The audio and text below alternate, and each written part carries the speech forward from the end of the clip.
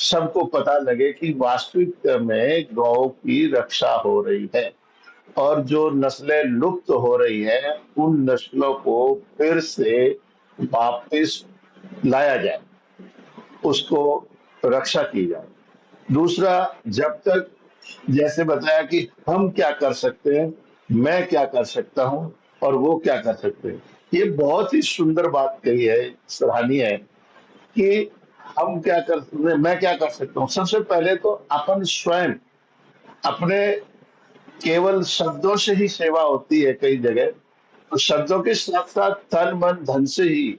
यही बात 2010 में हमारे यहाँ राजस्थान में जोधपुर में एक मधुसूदन भासाब है, और भादरिया एक गौशाला है जो निर्मला हरवंश सिंह जी एक महापुरुष में है, जो कि वो मिलिट्री में बहुत बड़े पदाधिकारी रहे हैं। वो मिलिट्री का त्याग करके वो राजस्थान में एक भादरिया जैसलमेर में जगह है, वहां पर सब किया, और सब करके गायों की रक्षा की। उस टाइम में राजस्थान में बहुत बड़ा अकाल पड़ा था, और उस अकाल के अंदर उन्होंने कत्ल खाना में जाती गाय को कम से कम अ, लाखों गायों को उन्होंने वहां संरक्षण दिया और गायों की सेवा शुरू किया।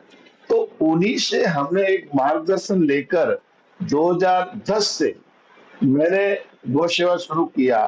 आज जोधपुर के अंदर मेरी पर्सनल सेवा जो है 500-600 गायों की है आज, और वो 4 जगह हमारी ब्रांच काम कर रही है।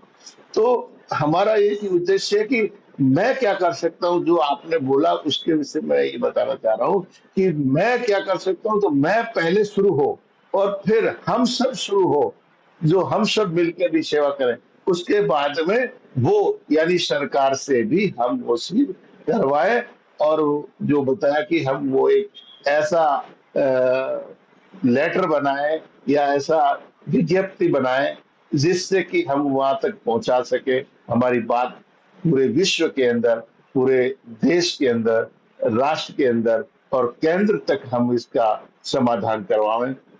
और सभी लोग, काम सभी सरकारें करती है, ऐसा कोई नहीं है, परंतु उनकी कानों तक हम पहुंचा सके, और उनके कानों में हम बार बार वहां पहुंचाने के बाद वो शायद हमारी बात सुन सकते हैं और कर सकते हैं।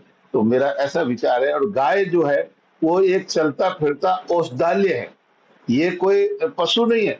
इसको पशु कहने वाला स्वयं पशु मैं मानता हूँ। ये गाय हमारे देश की जान है, हमारे देश का जीवन है, हमारे देश का प्राण वायु है, जिससे हम सब जिंदे रहते हैं।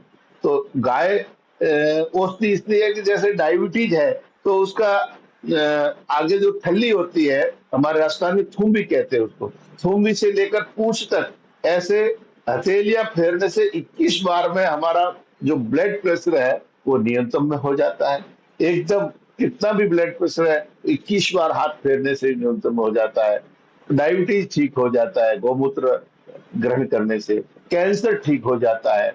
और यहाँ तक एक तोतले बच्चे जो होते हैं जिनकी जबान अटकती है, वो हमारे देसी जो बैल है, सांड है, उसका गौ वो मूत्र लेकर एक बार केवल उसके जिह्वा पर टच करने से 40 दिन में उसका तोतलापन खत्म हो जाता है। ऐसे कई हमारे गौमूत्र से, पंचगव्य से औषधि जो इलाज होता है, ऐसे बहुत कुछ होता है। तो इसलिए मैं ज्यादा नहीं समय लेता हुआ यही कहना चाहूंगा कि स्वयं सेवा करें। तो स्वयं सेवा के अंदर हमने आज की तारीख में हमारी जोधपुर के अंदर 4 जगह ब्रांच काम कर रही है, और 4 जगह ब्रांचों के अंदर लगभग 550-600 गोवंश आज यह संरक्षण हो रहा है।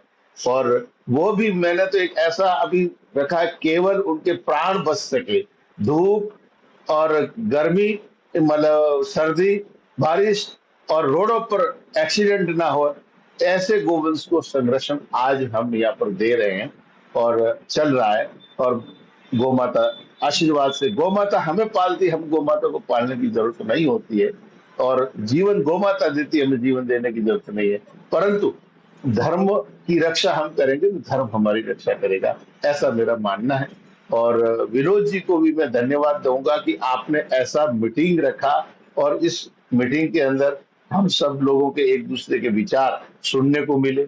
और आप सुनकर हमारे पास जो विचार है वो आपने सुने, आपके विचार जो हमने सुने, तो हम उस विचारों पर विचार करेंगे कि हम और क्या बेहतर अच्छा कर सकते हैं, ऐसा हमारा भाव है। और सभी इस प्रेस कॉन्फ्रेंस में जो विराजमान है, हमारे महामंडलेश्वर राम किशोर दास जी है और टावरी जी है, यह सभी महापुरुषों से निवेदन है कि हम आगे इसको हो सके तो डेली अगर ऐसी मीटिंग रखें तो बहुत ही अच्छी बात है, कुछ समय के लिए, नहीं तो सप्ताह में एक दिन तो हम ऐसा जरूर रखें जिससे कि एक दूसरे के विचार, एक दूसरे का कार्य क्षेत्र के बारे में भी जानकारी दें, हम आगे कितना करें और कितना कर सके हैं। बस इन्हीं शब्दों के साथ हरिओम, सबको प्रणाम। विनोद जी।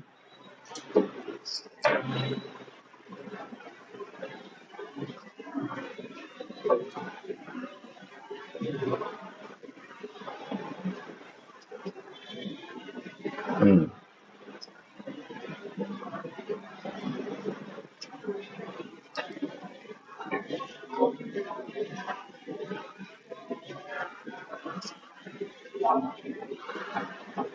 बहुत सुंदर, धन्यवाद।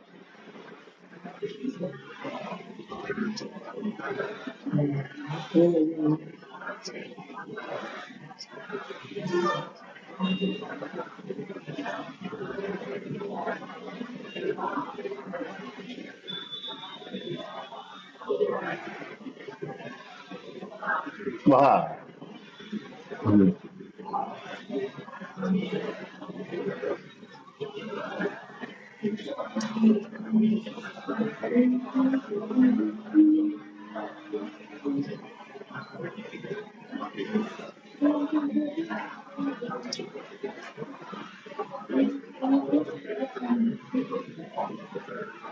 जय हो, जय हो, जय हो, जय हो, जय हो, जय हो, जय हो।